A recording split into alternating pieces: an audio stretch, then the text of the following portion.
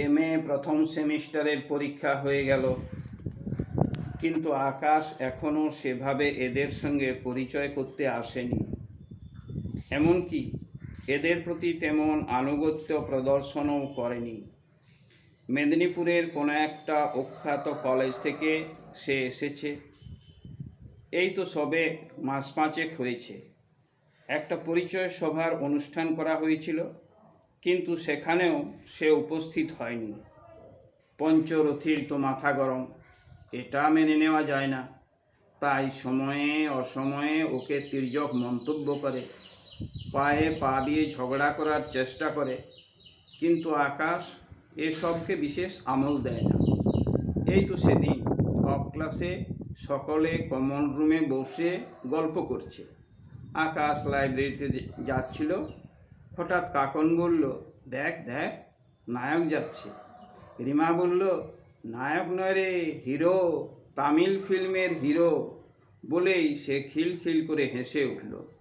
সুজয়ের গায়ে যেন জ্বালা ধরেছে, বলল, দেখ, হিরোকে জিরো করে দিতে আমার বেশি সময় লাগবে না। শ্রী বলল, চুপ দে না, তোরা ভীষণ বাজে হয়ে যাচ্ছিস। বিমান তো প্রথম থেকে আকাশকে বিষ নজরে দেখে। আসলে আকাশের চালচলন কথাবার্তায় একটা আভিজাত্য আছে। তার চোখের দৃষ্টি যেন গভীর জলাশয়ের মতো। অনেকেই তার বন্ধুত্ব কামনা করে, কিন্তু এখনো কেউ তার অন্তরঙ্গ হতে পারেনি।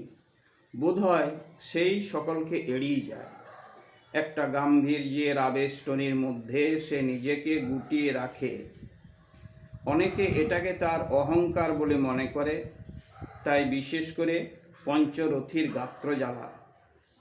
আকাশের পোশাকের আড়ম্বর নেই।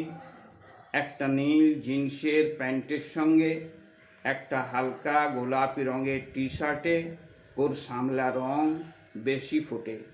সুডোল বাহু দুটো যেন নবীন শালতরু।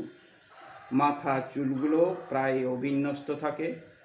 তাতে মুখের সৌন্দর্য অপূর্ব এক কমনীয়তায় ভরে ওঠে। চোখ দুটো বড় বড়, ভাসা ভাসা। মুখের দিকে তাকালে একটা মায়াময় মুগ্ধতার ছবি ফুটে ওঠে।